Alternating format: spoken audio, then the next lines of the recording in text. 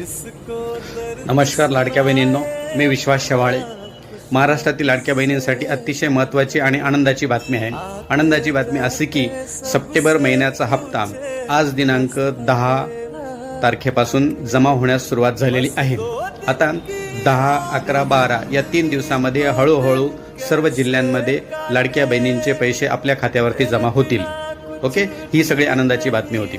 दुसरी आनंदाची बातमी अशी की काही बहिणी म्हणतील की माझी KYC झालेली आहे आणि काही बहिणी म्हणतील की माझी KYC झालेली नाही आहे. KYC झाली असो अथवा नसो काही फरक पडत नाही. ज्या बहिणींना आधी हप्ता येत होता त्या सर्व लाडक्या बहिणींना आज देखील हप्ता येणार आहे.